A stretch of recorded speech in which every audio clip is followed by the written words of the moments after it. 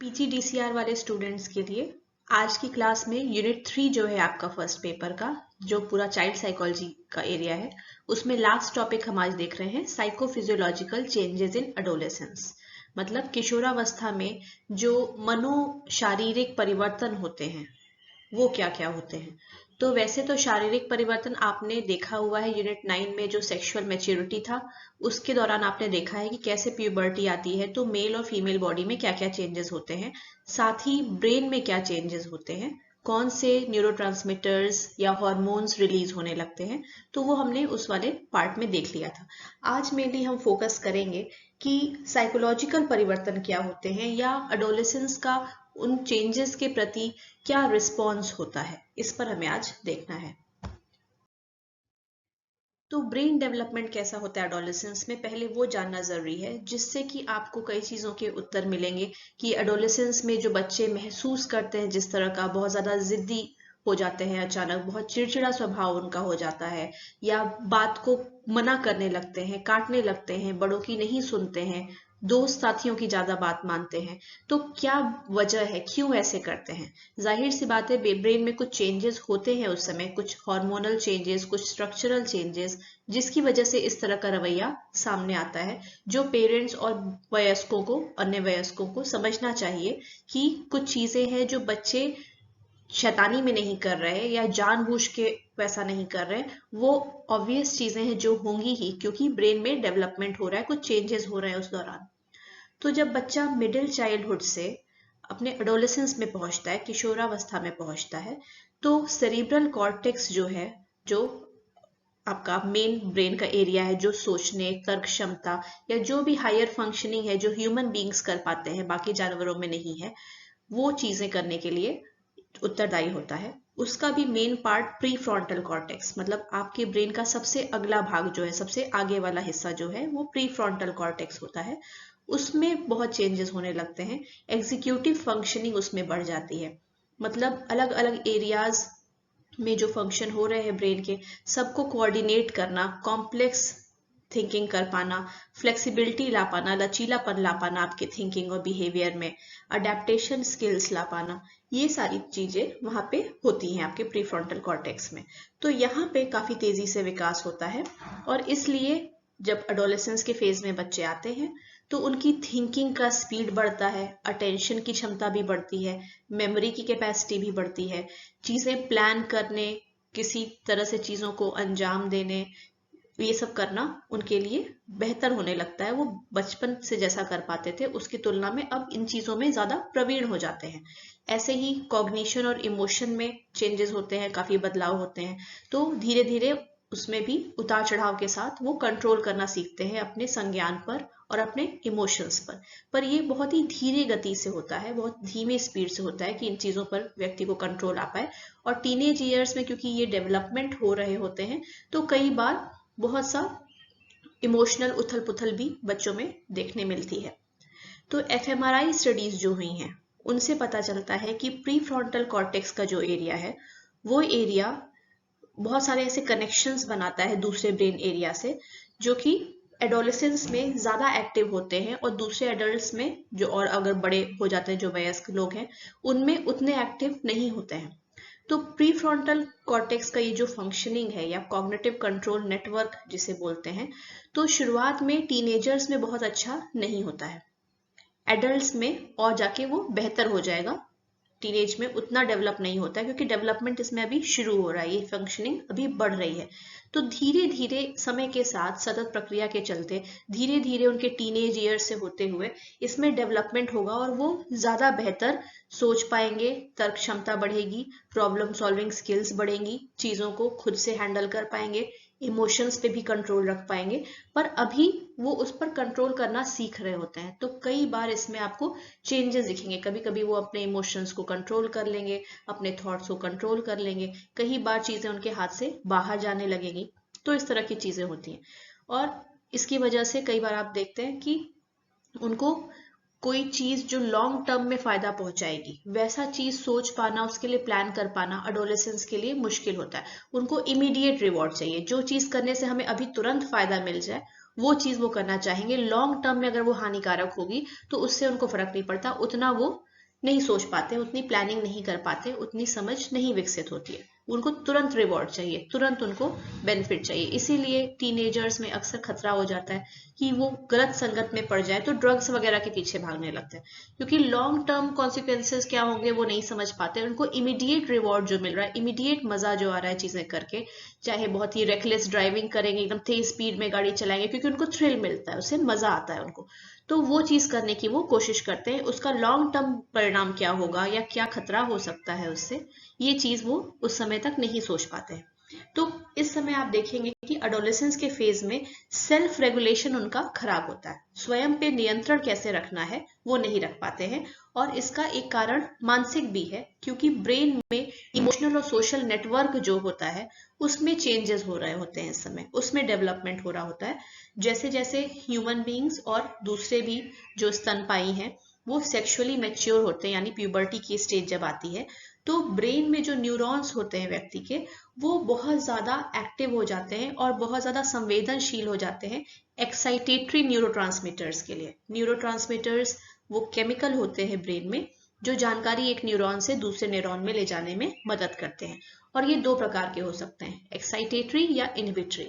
Excitatory जो होंगे chemicals वो क्या करेंगे, एक न्यूरॉन की इंफॉर्मेशन अगर दूसरे तक ले जाएंगे तो दूसरा न्यूरॉन भी एक्साइट होगा या उत्तेजित होगा।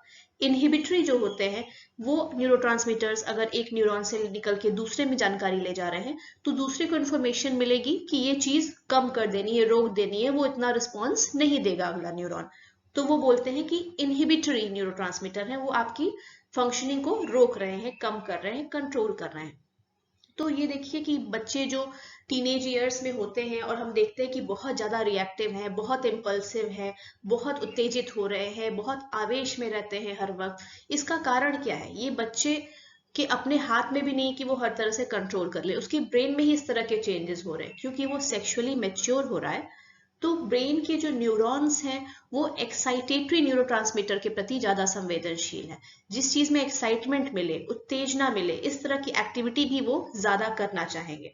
तो इसीलिए आप देखेंगे कि अडोलेसेंस के फेज में बच्चों में अगर स्ट्रेसफुल सिचुएशन आती है पढ़ाई लिखाई को लेके, रिलेशनशिप्स को लेके, किसी और चीज को लेके, तो उसके लिए भी वो बहुत प्रतिक्रिया देंगे। और अगर कोई बहुत ही प्लेजर गिविंग चीज है जिससे मजा आता है, एक्साइटमेंट मिलती है, अच्छा फील होता है, उसके लिए भी वो बहुत ज्यादा मतलब एक्स्ट्रा रिस्पॉन्स देते हैं, बहुत ज्यादा उसके लिए भी संवेदनशील हो जाते हैं, दोनों ही तरह की चीजों के लिए।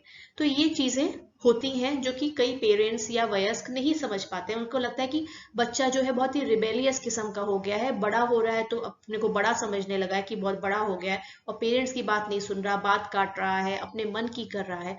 लेकिन पूरी चीज यहाँ पर देखें तो बच्चे के हाथ में भी नहीं है, क्योंकि उसके ब्रेन में ही ऐसे चेंजेस इस वक्त में होने लगते हैं। अब ये जो इम्बैलेंस होता है, जो कि बच्चे अपने पर कंट्रोल नहीं रख पा रहे हैं, सेल्फ रेगुलेशन उनका कमजोर हो चुका होता है इस समय, उसकी वजह से वो नई नई चीजें खोजने की कोशिश करते हैं, क्योंकि जो चीजें उन्हें उत्तेजित करें, एक्साइटमेंट दें, वो उन्हें मजा आता है। तो वो कभी रिस्की बिहेवियर में लग जाते हैं, जैसे बहुत तेज ड्राइविंग करना, बहुत रिस्की तरह का ड्राइविंग करना, ड्रग्स लेना, अनप्रोटेक्टेड सेक्स करना, और कुछ डेलिंक्वेंट एक्टिविटीज जैसे मारपीट, तोड़फोड़, इस तरह की चीजों में भी वो अक्सर लग जाते हैं, क्योंकि उनको इससे एक्साइटमेंट मिलता है। और ये चीजें वैसे एडोलेसेंस में ज्यादा मिलेंगी जहां पे उनको स्ट्रेस ज्यादा है, जो इस तरह के उनको स्ट्रेस ज्यादा हो रहा है या इमोशनली पेन में है किसी वजह से, मान लीजिए उनको घर पे अच्छा ट्रीटमेंट नहीं मिलता या कोई और फैक्टर्स हैं जिसकी वजह से वो भावनात्मक रूप से तकलीफ में है और दुखी है। तो वो और प्लेजर सीख करने की कोशिश करते हैं, कुछ ऐसी एक्टिविटी करें जिससे मजा मिले और इन चीजों से ध्यान हटे, वैसी चीजें करने की ज्यादा कोशिश करते हैं। इसके साथ जो सेक्स हार्मोन्स बढ़ना शुरू होते हैं प्यूबर्टी के टाइम, जैसे फीमेल्स में ईस्ट्रोजन और मेल्स में एंड्रोजन, इसकी वजह से भी प्री फ्रंटल कॉर्टेक्स जो है हमारा मस्तिष्क का जो अग्रभाग है, और कुछ अंदरूनी स्ट्रक्चर्स जो है, अंदरूनी संरचनाएं जो है ब्रेन की, जैसे अमिगडाला, जैसा आपने न्यूरोसाइकोलॉजी में पढ़ा होगा कि अमिगडाला वो पोर्शन है ब्रेन का जो इमोशंस के लिए उत्तरदायी है, उनको पहचानने, उनको समझने, उनको व्यक्त करने के लिए उत्तरदायी है। तो अमिगडाला जो है वो भी बहुत इस समय सेंसिटिव हो जाता है और प्री फ्रंटल कॉर्टेक्स भी काफी सेंसिटिव हो जाता है ऑक्सीटोसिन नाम के हार्मोन के लिए। जो पिट्यूटरी ग्लैंड हमारा जो है, पीयूष ग्रंथि जो है, वो रिलीज करती है। तो ऑक्सीटोसिन के प्रति ये एरियाज बहुत संवेदनशील हो जाते हैं।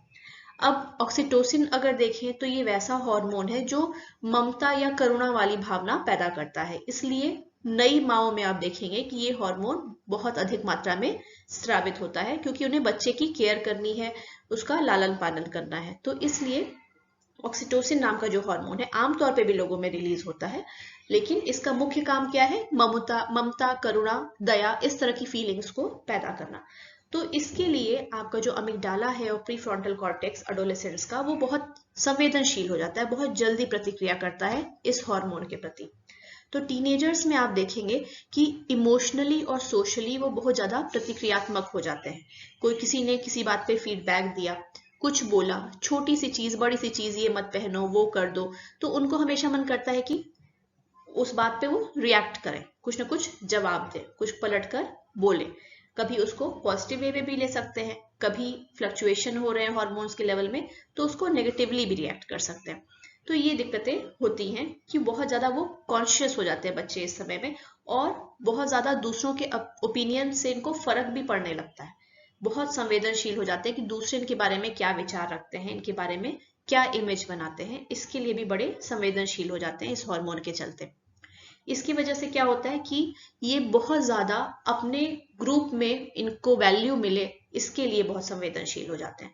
तो फ्रेंड सर्कल में इनको वैल्यू मिले, इनको भी एक इंडिविजुअल समझा जाए, इनको भी इंपॉर्टेंट समझा जाए, एक इंपॉर्टेंट हिस्सा माना जाए इनके ग्रुप का, ये इनके लिए बड़ा महत्वपूर्ण हो जाता है। जिसकी वजह से फिर कुछ दूसरे फ्रेंड्स के साथ मिलके वो लोग उनको एक्सेप्ट करें अपने ग्रुप में, इसके लिए वो ऐसी चीजें भी करने लग सकते हैं जो कि करना नहीं सही है, और शायद कुछ हद तक ये जानते भी हो, पेरेंट्स ने इनको वार्न किया हो, या वैसे भी जानते हो कि गलत काम है, करना नहीं करना चाहिए, फिर भी पीयर प्रेशर में आके, क्योंकि उनको बहुत संवेदनशीलता होती है कि हम उनके द्वारा एक्सेप्ट किए जाएं, ये इस तरह के गलत कामों में लग सकते हैं, जैसे ड्रग्स वगैरह हो गया, अनप्रोटेक्टेड सेक्स हो गया, इन चीजों में ये शामिल हो सकते हैं। हालांकि ऐसा नहीं है कि सारे जो इस एज के बच्चे होते हैं सब इस तरह का रिस्पॉन्स देते हैं, ऐसा नहीं है, लेकिन रिस्क टेकिंग जो है कुछ हद तक तो बढ़ ही जाती है, थोड़ा सा केयरलेसनेस इस समय में आ जाती है।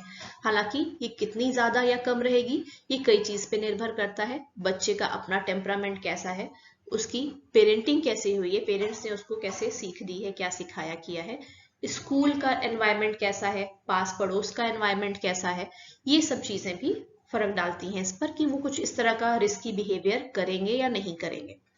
तो जो भी चीज हो, लेकिन एडोलेसेंट्स के ब्रेन में बहुत ज्यादा चेंजेस उस समय होते रहते हैं, कॉग्निटिव चेंजेस भी उस समय होते रहते हैं, जिसकी वजह से ये एक फेज होता है जब वो काफी डिस्टर्ब्ड फील करते हैं, उनको स्टेबिलिटी या स्थायित्व नहीं महसूस होता है, मूड को लेके, किसी चीज के बारे में अपने विचार को लेके थोड़े थोड़े समय पे ये चीजें बदलती रहती हैं, तो वो खुद भी कंफ्यूज रहते हैं। और इसलिए ये ऐसा समय है जब इनको, टीनेजर्स को जरूरत होती है कि एडल्ट्स जो भी हैं इनकी लाइफ में, चाहे पेरेंट्स हो, टीचर्स हो, कोई और वयस्क हो, वो इनके साथ पेशेंस से काम लें, थोड़ा धैर्य रखें, इन पर थोड़ा नजर रखें कि कुछ रिस्की चीजें न करें और सही दिशा में इनको गाइड कर सकें। अब आते हैं कि साइकोलॉजिकल इम्पैक्ट क्या होता है प्यूबर्टी का। जब बच्चे वाला शरीर परिपक्व हो जाता है प्रजनन के लिए, रिप्रोडक्शन के लिए मैच्योर हो जाती है बॉडी, तो ये प्यूबर्टी वाला फेज होता है। प्यूबर्टी में साइकोलॉजिकल प्रभाव क्या पड़ता है, मनोवैज्ञानिक प्रभाव बच्चे पर क्या पड़ता है। तो माना जाता है एक तौर पे कि प्यूबर्टी का समय मतलब बच्चे के लिए बहुत ही उलझनों का समय रहेगा, बहुत स्ट्रेस का पीरियड रहेगा। पर क्या ये हमेशा होता है? तो शायद ऐसा नहीं है, क्योंकि आजकल के जो रिसर्चेस हो रहे हैं वो बताते हैं कि ये जो पीरियड आएगा, क्योंकि बायोलॉजिकल पीरियड, ये शारीरिक बदलाव उस समय हो रहे हैं, लेकिन ये पीरियड जब आएगा किसी भी बच्चे के लाइफ में, तो वो कितना स्ट्रेस में फील करेगा, कितना उसको समस्या समझ में आएगी, ये कई कारकों पे निर्भर करता है। जैसे कुछ प्रॉब्लम्स होती हैं, ईटिंग डिसऑर्डर, डिप्रेशन, सुसाइड, नियम कानून का उल्लंघन करना, ये चीजें जो है ये थोड़ा सा अब बढ़ जाती हैं पहले की तुलना में। जब बच्चे थे वो, उसकी तुलना में थोड़ा सा इजाफा, थोड़ी सी बढ़त इन चीजों में बच्चों में देखने मिलती है जब उनमें प्यूबर्टी का टाइम आता है। लेकिन अगर ओवरऑल आप देखिए कि कितना साइकोलॉजिकल डिस्टर्बेंस हो रहा है, तो उसमें थोड़ी सी ही बढ़त होती है बचपन से लेके अभी तक, सिर्फ 3% की। मतलब लगभग 15% पहुंच जाता है, और 3% की बढ़त मतलब बचपन में अगर 12% केसेस ऐसे थे जहां पे इस तरह की समस्या देखने मिलती है, तो एडोलेसेंस के फेज में 15% ऐसे केसेस मिलेंगे जहां पे इस तरह की प्रॉब्लम्स देखने मिलेंगी। और ये 15% उतना ही है जितना एडल्ट्स में या वयस्क में देखने मिलता है, कि 15% केसेस होंगे वयस्क लोगों के जहां पे उनको सुसाइड, डिप्रेशन या इस तरह के प्रॉब्लम्स इनसे जूझना पड़ता है। तो इस तरह की चीजें हैं। तो बहुत ज्यादा कोई ड्रास्टिक चेंज हो रहा है, बहुत ज्यादा इस तरह की प्रॉब्लम्स बढ़ जा रही हैं, ऐसा नहीं है ओवरऑल। और इमोशनल डिस्टर्बेंस जो हो रहा है, जो इस समय बच्चे फील करते हैं, वो भी ऐसा नहीं है कि बिल्कुल रूटीन पे चल रहा है कि हर दिन ही फील कर रहा है। किसी किसी दिन बहुत ज्यादा ऐसा फील करेंगे, किसी किसी दिन बिल्कुल नॉर्मल रहेंगे। तो ऐसा नहीं है कि ये कंटिन्यूअस चलता रहता है, इसमें उतार चढ़ाव होते रहते हैं। पहली रिसर्चर जो थी मार्गरेट मीड, जो पहली ऐसी रिसर्चर थी जिन्होंने ये देखने की कोशिश की कि एडोलेसेंस के फेज में जब इस तरह के इतने परिवर्तन होते हैं तो एडोलेसेंट्स उससे कैसे एडजस्ट करते हैं, और अलग अलग सोसाइटी में ये किस तरह देखने में मिलता है। तो पैसिफिक आइलैंड्स एक जगह है, पैसिफिक ओशन जो है, वहां पे कई सारे आइलैंड्स की चेन है, अलग अलग आइलैंड्स हैं, वहां पे समोआ एक जगह है। वहां पर ये गई, और जब वहां से लौटी तो इन्होंने लिखा अपनी किताब में, या कहीं पर इन्होंने ये मेंशन की हुई है ये बात, कि वहां पर अगर देखा जाए तो उनका कल्चर ऐसा है, वहां के सामाजिक संबंध इस तरह से है, इतना ओपन रिलेशनशिप है और इतना ओपन नजरिया है सेक्सुअलिटी को लेके, कि वहां अडोलेसेंस का फेज या किशोरावस्था का फेज शायद किसी भी लड़के या लड़की के जीवन का सबसे खूबसूरत और अच्छा पल होता होगा, ऐसा उन्होंने बताया। तो उनके हिसाब से सामाजिक परिस्थितियां क्या हैं, कल्चर कैसा है जिससे आप बिलोंग करते हैं, इसका बहुत फर्क पड़ता है कि टीनेजर्स अच्छा एक्सपीरियंस करेंगे उस टाइम में, स्ट्रेस फ्री एक्सपीरियंस करेंगे, या बहुत उनको मुसीबत या दिक्कत समझ में आएगी, तकलीफ समझ में आएगी, डिस्टर्ब्ड फील करेंगे। ये निर्भर करता है कि वहां के कल्चर का क्या ओपिनियन है इन चीजों के बारे में। बाद में ये देखा गया कि समोआ के जो एडोलेसेंट्स हैं, दूसरे अध्ययन हुए तो उसमें पता चला कि ऐसा भी नहीं है जो मार्गरेट मीड ने बोला था कि बिल्कुल ही स्ट्रेस फ्री टाइम रहता है उनके लिए, ऐसा भी नहीं है कि बिल्कुल स्ट्रेस फ्री ही रहता है।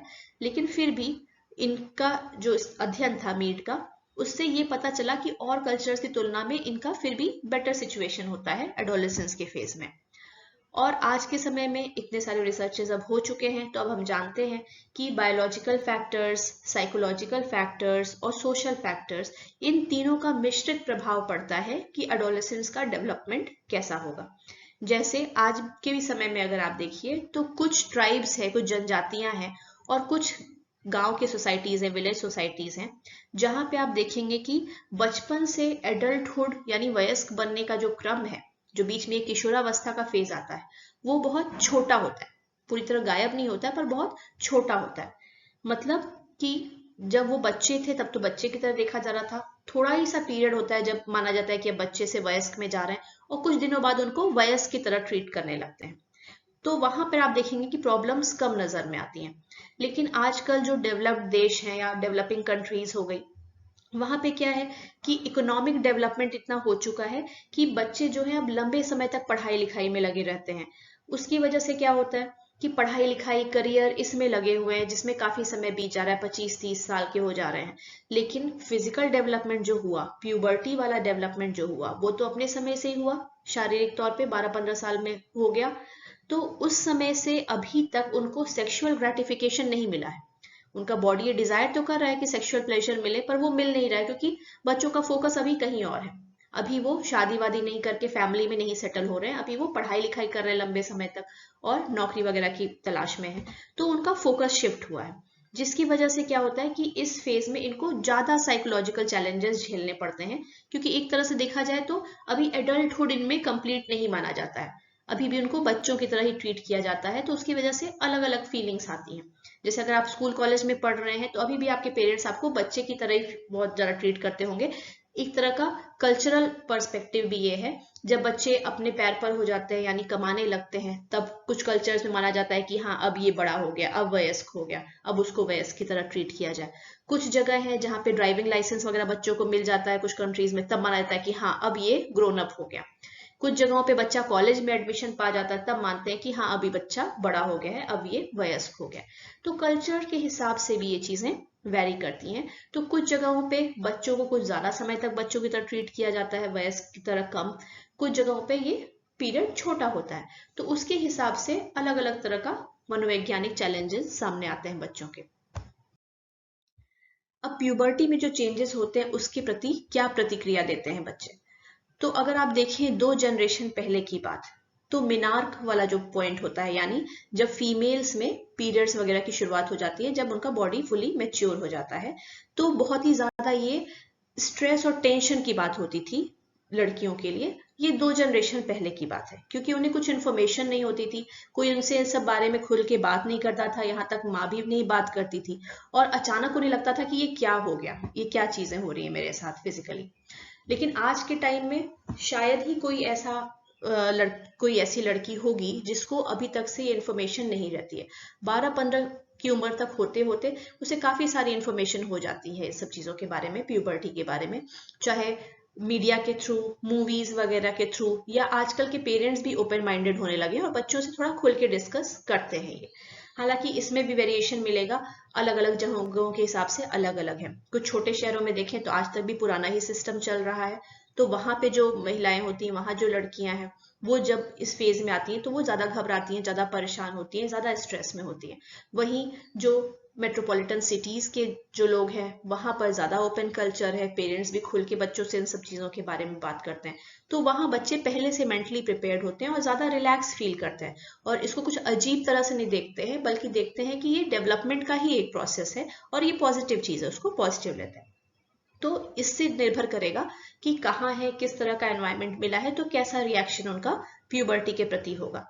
पर आमतौर पे इन जनरल बच्चों का पॉजिटिव एंड नेगेटिव इमोशंस का मिक्स्ड फीलिंग यहाँ पर होता है। थोड़ा हैप्पी भी फील करते हैं, पर थोड़ा स्ट्रेस्ड भी फील करते हैं। थोड़ा थोड़ा डिफरेंस मिलेगा इस पर कि उनको पहले से कितनी नॉलेज थी, फैमिली मेंबर्स के द्वारा या दूसरे सोर्सेज से कितनी नॉलेज थी, और उनकी सोसाइटी में सेक्सुअलिटी को लेके या प्यूबर्टी को लेके क्या ओपिनियन है।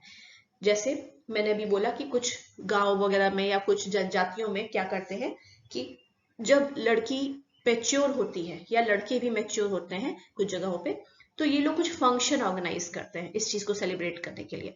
तो इससे बच्चे को भी इनडायरेक्ट मैसेज आता है कि मेरे कल्चर में इस चीज को अच्छी तौर पे देखा जाता है, ये बढ़िया बात है, ये अच्छी बात है कि अब हम वयस्क हो गए हैं, अब हम मैच्योर हो गए हैं, तो उसको वो लोग पॉजिटिवली लेते हैं। पर काफी सारी जगह इस तरह की चीजें नहीं होती है, तो वहां बच्चे ज्यादा स्ट्रेस फील करते हैं।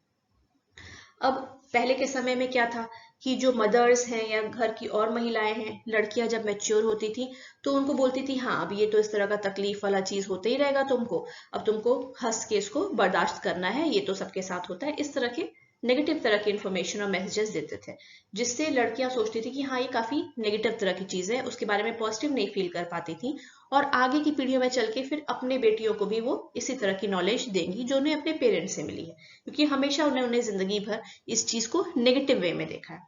लेकिन आज के टाइम में ये थोड़ा सा चेंज हो रहा है, लड़कियों को नॉलेज रहती है, स्कूल कॉलेजेस में पढ़ाई में भी हेल्थ एजुकेशन की क्लासेस होती हैं, उसमें ये सब चीजें समझाई जाती हैं, इंटरनेट और मूवीज वगैरह के माध्यम से बहुत कुछ इन्फॉर्मेशन मिल जाती है, तो इस सब का फर्क पड़ रहा है। लेकिन आज के टाइम में भी देखिए कि कल्चर का कितना इंपॉर्टेंट रोल है, कि अगर अमेरिका की बात करें तो वहां जो फेयर है, जो गोरे अमेरिकन हैं जिनको कॉकेशियन अमेरिकन बोलते हैं, उनकी तुलना में जो अफ्रीकन अमेरिकन है, मतलब जो अफ्रीकन पीपल है, जो ब्लैक अमेरिकन हैं, उनकी आप बात करें तो वहां पे गर्ल्स जब मेच्योर होती हैं तो उसको बड़ा इंपॉर्टेंट मानते हैं और बड़ी वैल्यू देते हैं, बड़ी रिस्पेक्ट देते हैं लड़की को, जिससे उसको भी अच्छा फील होता है, और वहां की गर्ल्स ज्यादा अच्छा और पॉजिटिव फील करती हैं अपने बॉडी इमेज के बारे में और इस चेंज के बारे में अपने बॉडी में, तो उनको अच्छा ज्यादा फील होता है। जबकि कॉकेशियन अमेरिकन में उतना नहीं है डेवलपमेंट, पर उतना नहीं है जितना ये लोग बिल्कुल वेलकमिंग एटीट्यूड रखते हैं इस चीज के लिए।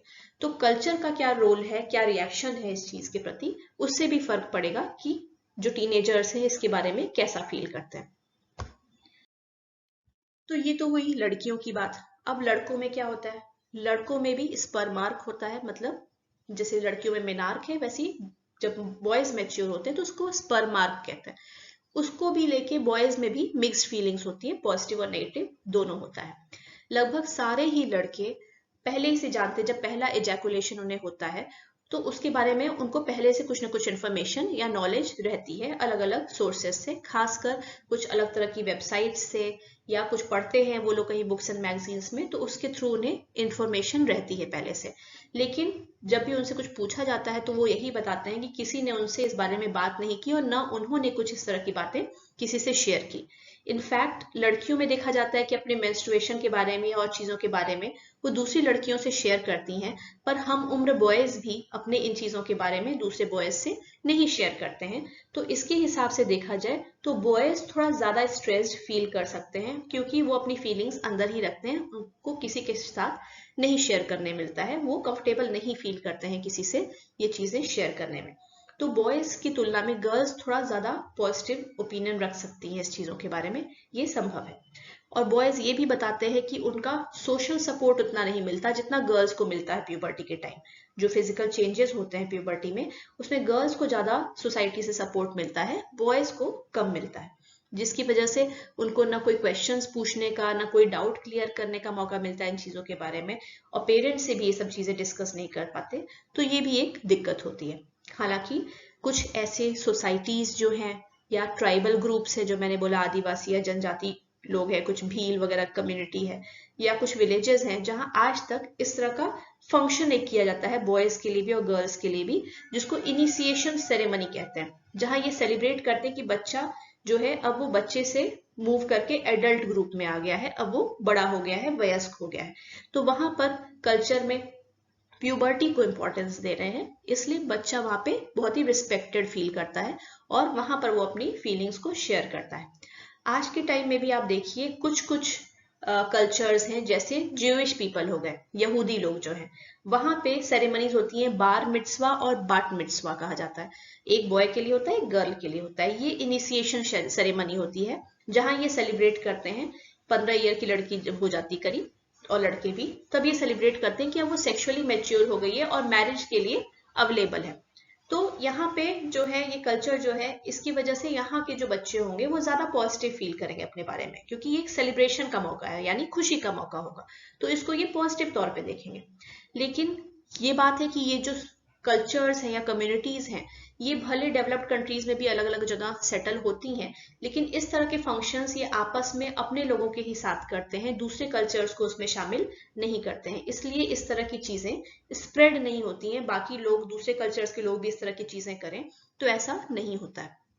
तो ये चीजें हैं कि कुछ कल्चर्स में आपको ऐसा मिलेगा, पर ज्यादातर कल्चर में इस तरह का नहीं होता है।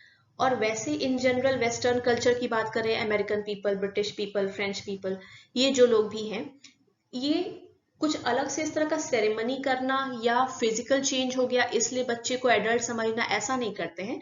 ये कुछ और तरह का सोसाइटी के स्टेटस से जुड़ा हुआ एक पैमाना रखते हैं, जिसके आधार पे बच्चे को ग्रोन अप मानते हैं। जैसे कुछ जगहों पर है कि बच्चे ने अगर जॉब शुरू कर दी तो अब वो वयस्क हो गया, ड्राइविंग शुरू कर दी मतलब अब बड़ा हो गया, अगर हाई स्कूल छोड़ के अब वो कॉलेज में जाने लगा तो बड़ा हो गया, अगर उसकी उम्र हो गई, वोटिंग का अधिकार उसको मिल गया तो बड़ा हो गया, अगर 21 साल का हो गया, अब वो ड्रिंक कर सकता है, अल्कोहल ले सकता है तो बड़ा हो गया।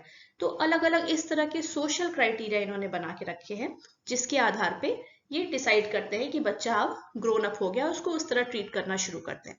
पर इससे क्या होता है कि जो एडोलेसेंट्स है उनको सही से समझ में नहीं आता, क्योंकि क्राइटेरिया कोई फिक्स क्राइटेरिया है नहीं, कहीं पे किसी क्राइटेरिया को मानेंगे, कहीं पे किसी क्राइटेरिया को मानेंगे।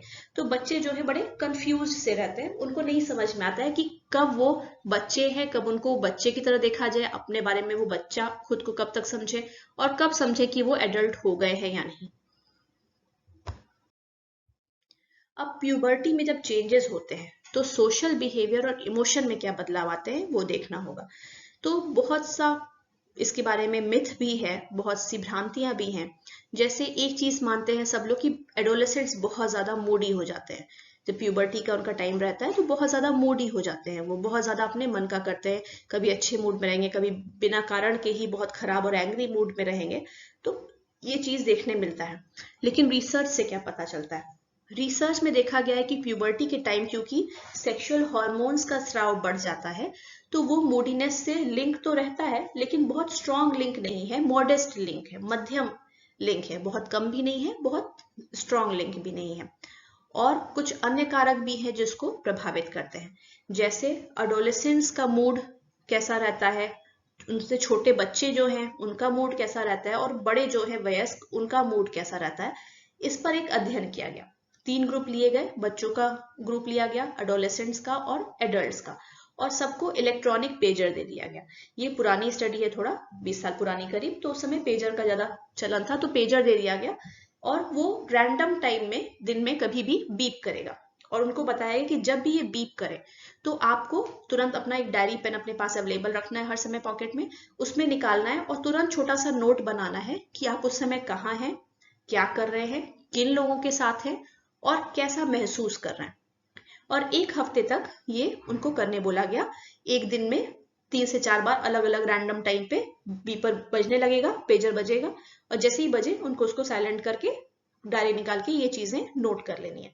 फिर 1 हफ्ते बाद उनसे ये सारी इंफॉर्मेशन मांगी गई कि आपने हर दिन का जो नोट किया है हमें दिखाइए। और जब कंपैरिजन किया गया तब देखा गया कि एडोलेसेंट्स की तुलना में स्कूल एज के जो लोग थे, मतलब बच्चे और एडल्ट्स, उनमें ज्यादा मूड चेंजेस थे, एडोलेसेंट्स में उनकी तुलना में कम ही थे। तो इससे क्या पता चलता है कि एक जनरल जो हमने एक भ्रांति बना के रखी हुई है कि एडोलेसेंट्स मतलब बहुत मूडी होंगे, ऐसा कोई सटीक चीज नहीं है, ये बहुत सही नहीं कहा जा सकता है। उससे ज्यादा इस स्टडी में मिला कि बच्चे ज्यादा मूडीनेस दिखा रहे थे और एडल्ट ज्यादा मूडीनेस दिखा रहे थे, एडोलेसेंट्स में कम ही था इन दोनों ग्रुप की तुलना में।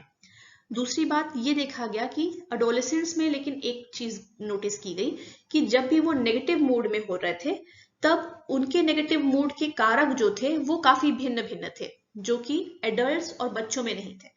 जैसे बच्चों में और एडल्ट्स में कुछ ही 2-4 कारण थे, जिससे उनका जब भी मूड ऑफ होता था तो रीजन क्या लिखते थे कि ये चीज है, ये प्रॉब्लम है, 2 ही 4 कारण थे। लेकिन एडोलेसेंट्स के लिए हर बार कुछ नए नए कारण थे, जैसे ब्रेकअप हो गया, बॉयफ्रेंड से गर्लफ्रेंड से दुखी हैं, स्कूल में कोई मुझे पनिशमेंट मिल गई उसके लिए दुखी हैं, पेरेंट्स से आज बहस हो गई उसके लिए दुखी हैं, आज फेवरेट खाना नहीं मिला मुझे उसके लिए दुखी हैं। तो इनके लिए कई अलग अलग तरह के वैरायटी ऑफ रीजंस इनके नेगेटिव मूड के लिए थे। तो ये एक चेंज देखा गया। तो इससे पता चला कि बहुत मूडी होते हैं ये ऐसा नहीं है, लेकिन इनके मूड खराब होने के पीछे कारण कई अलग अलग हो सकते हैं, बहुत वैरायटी ऑफ रीजंस हो सकते हैं। और धीरे धीरे नेगेटिव मूड जो है वो चेंज होता जाता है। जब बचपन से बच्चे बड़े होते हैं, टीनेजर वाली एज में आते हैं, तो उन्हीं चीजों के लिए जिन पे छोटे बच्चे भी प्रतिक्रिया देंगे, ये थोड़ा एक्सेस प्रतिक्रिया देते हैं। बस ये चीज है कि कारक वही हो सकते हैं, मूड उतनी बार ऑफ हो सकता है, पर थोड़ा इंटेंस इमोशन जाहिर करेंगे एक बच्चे की तुलना में। तो ये चीजें चेंजेस होती हैं, और इसका एक मुख्य कारण जो हमने पहले देखा था कि ब्रेन में न्यूरोट्रांसमीटर्स के चेंजेस, जिसकी वजह से ब्रेन के कुछ एरिया जैसे अमिगडाला और प्रीफ्रंटल कॉर्टेक्स बहुत ज्यादा संवेदनशील हो जाते हैं चीजों के लिए। ये भी एक मेजर कारण है जिसकी वजह से ऐसा होता है। अब जो बड़े एडोलेसेंट्स हैं, जो थोड़ा सा लेटर एज के हैं, जैसे 17 से 19 साल के हो गए, और जो उनसे छोटे हैं 12 से 16 साल के आसपास, इन दोनों के मूड की अगर तुलना करें तो जो ओल्डर एडोलेसेंट्स हैं उनकी तुलना में यंग वालों का मूड जो है वो उसमें स्थायित्व कम होता है। वो जल्दी जल्दी मूड उनका चेंज होता है, अभी थोड़ी देर पहले खुश थे, 2 मिनट में रोने लग जाएंगे, 2 मिनट बाद फिर से नॉर्मल हो गए। इस तरह से चेंजेस ज्यादा, फ्लक्चुएशन ज्यादा होता है जो यंग एडोलेसेंट्स होते हैं ओल्ड वालों की तुलना में। और इनके मूड स्विंग्स जो होते हैं ये परिस्थितियों से रिलेटेड होते हैं, परिस्थिति क्या है उस समय, क्या कारक है, उसके हिसाब से इनका मूड बहुत जल्दी जल्दी चेंज होते रहता है। प्लस जो बड़े होने के कगार पर हैं एडोलेसेंट्स, मतलब जो ओल्डर एडोलेसेंट्स हैं, तो उनको कई और चीजों पे भी फोकस करना रहता है, जॉब और बाकी चीजों पर भी ध्यान देना होता है। और एडोलेसेंस का वो फेज है जब बच्चे कई चीजें बेमन की उनको करनी पड़ती, क्योंकि वो करना नहीं चाह रहे हैं लेकिन पेरेंट्स की बात मान के उन्हें करनी है। जब तक बच्चे थे तब तो आराम से मान के करते थे, पेरेंट्स ने जो बोला हर चीज करना है, कि चलो मंदिर चल रहा है तो मंदिर जा रहे हैं, चलो शॉपिंग चलना है शॉपिंग जा रहे हैं, पढ़ाई अटेंड करो, क्लासेस रेगुलरली करो, हर बात सुन रहे हैं। लेकिन इस समय उनको ये करना पसंद नहीं आता है, क्योंकि उनको लगता है कि हम दूसरे के प्रेशर में काम नहीं कर सकते, दूसरे का ऑर्डर नहीं मान सकते, हम भी अब वयस्क हो रहे हैं, बड़े हो रहे हैं, तो हमें अपनी मर्जी जो हो, मुझे जो मन है करने का हम वो करेंगे, ना कि पेरेंट्स की सुन के करेंगे। तो थोड़ा सा इसकी वजह से भी कॉन्फ्लिक्ट यहाँ बढ़ता है और मूड के इश्यूज आ सकते हैं इनको।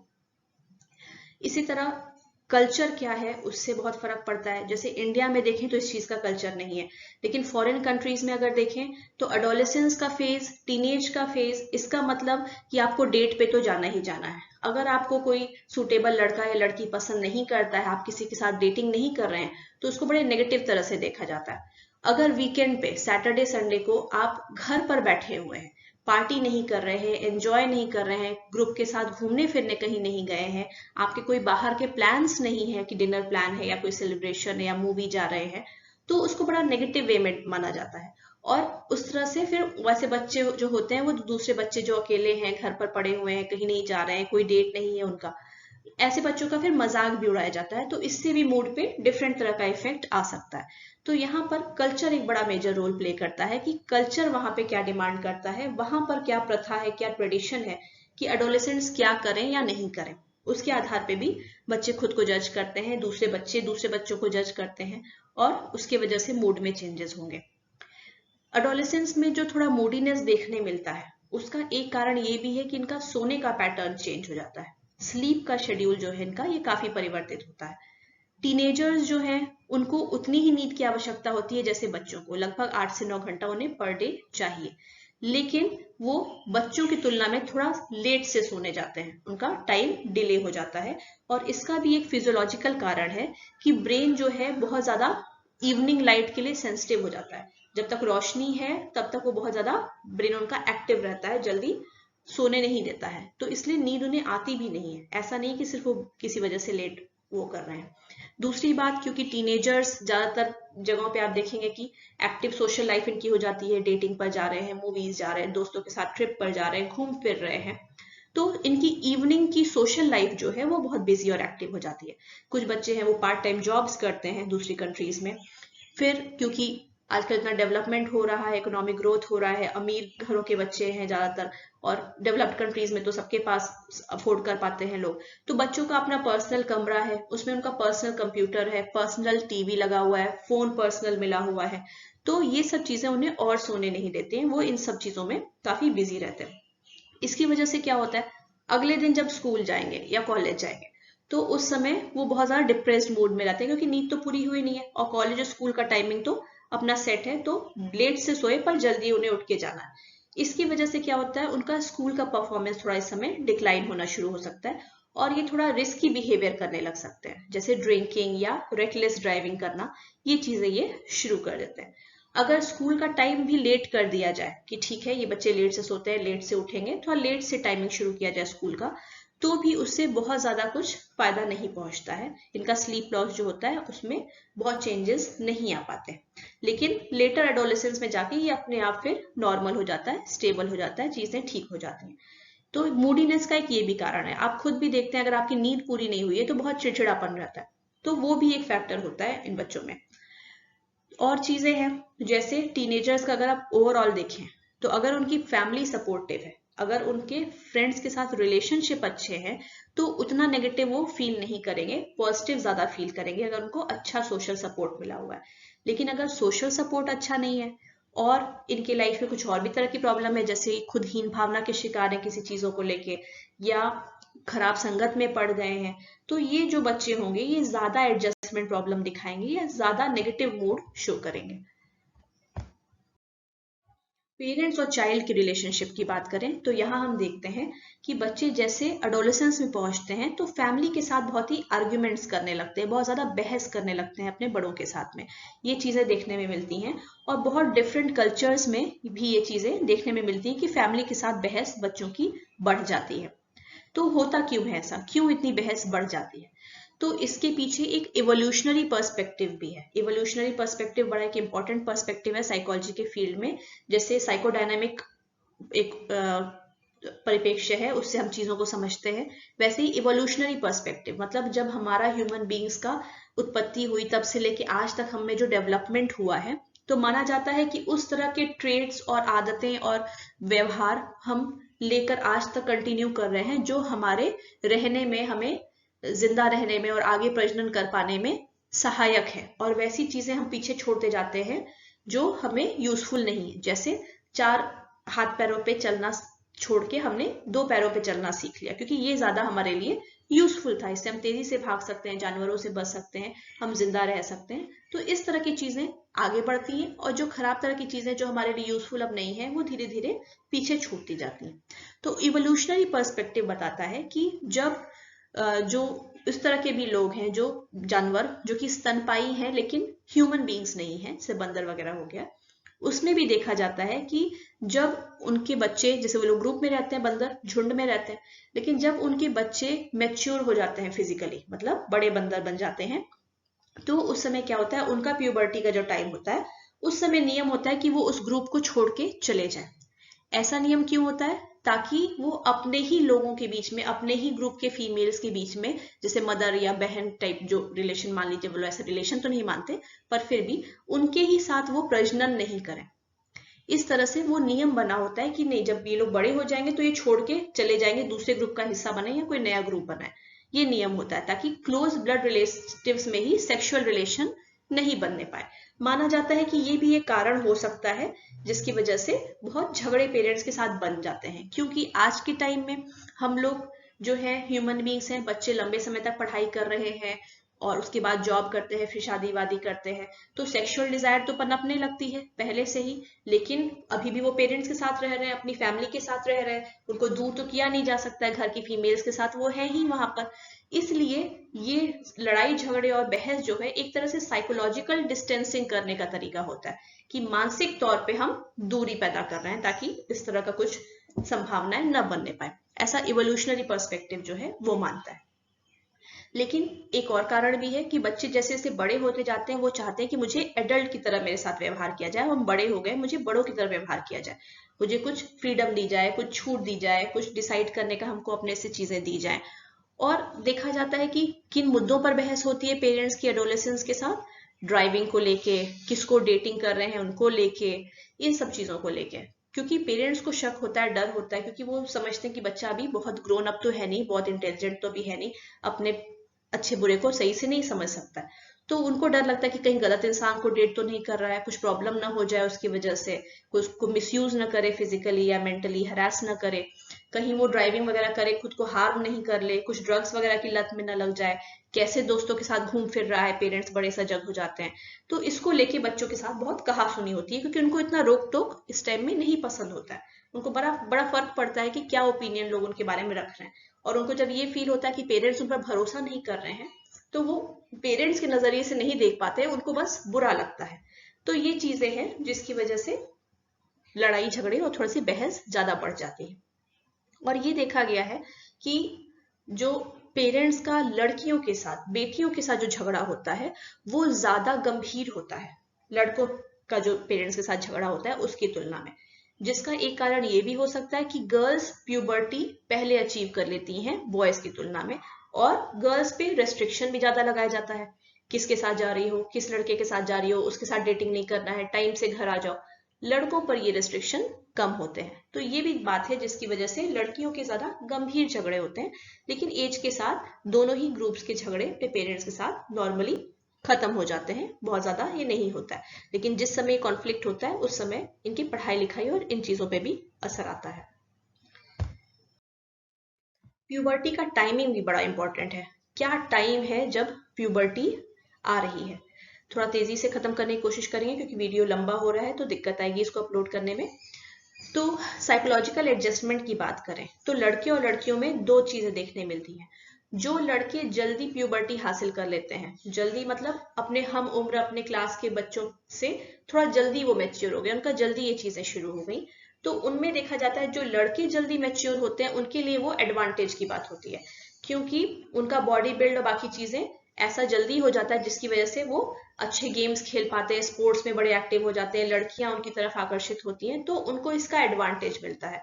उनको इसलिए ये अच्छा रहता है, जो लड़के जल्दी मैच्योर होते हैं अपने ग्रुप की तुलना में उनके लिए ये ज्यादा बेहतर होता है। पर लड़कियों में उल्टा केस है, लड़कियों में जो जल्दी मैच्योर हो जाती हैं उनसे फिर बाकी गर्ल्स जो हैं वो थोड़ा कटने लगती हैं, वो उनसे ज्यादा बातचीत नहीं करती हैं, और फिर ये लड़कियां अपनी उम्र की बड़ी लड़कियों से कांटेक्ट करने की कोशिश करती हैं, मे बी सीनियर्स से, तो बहुत ज्यादा उनके साथ एसोसिएट नहीं कर पाती हैं। तो ये एक दिक्कत होती है जो लड़के और लड़कियों में डिफरेंट चीजें देखने में आती हैं। दूसरा कि अगर आप मूवीज वगैरह देखें या मैगजीन्स देखें तो वहां पे देखा जाता है कि बॉयज का जो बॉडी फिगर दिखाया जाता है कि चौड़ा कंधा और मसल्स और ये सब चीजें, और लड़कियों का दिखाया जाता है कि बहुत स्लिम कमर हो और पैर वैर बिल्कुल ऐसे हो, फिगर इस तरह का हो। तो इस तरह का फिगर लड़कियों में तब आ पाता है जब वो लेट से मैच्योर करती हैं। तो जल्दी मैच्योर जो लड़कियां कर जाती हैं उनका आइडियल बॉडी शेप जिसको सोसाइटी सुंदर मानता है वो नहीं जल्दी आ पाता है, इसकी वजह से भी वो हीन भावना की शिकार हो सकती हैं। जबकि मेल्स में जो जल्दी मेच्योर होते हैं मेल्स, उनका बॉडी इमेज उस तरह का होता है जिसको सोसाइटी अच्छा और सुंदर मानती है, वो लंबे जल्दी हो जाते हैं और बाकी चीजें रहती हैं। तो ये भी एक कारण है जिसकी वजह से ये अपना अलग अलग बॉडी इमेज बना के चलते हैं। बॉडी इमेज क्या होगा ये इस पे भी निर्भर करता है कि सोसाइटी किस चीज को अट्रैक्टिव वहां पे मानती है।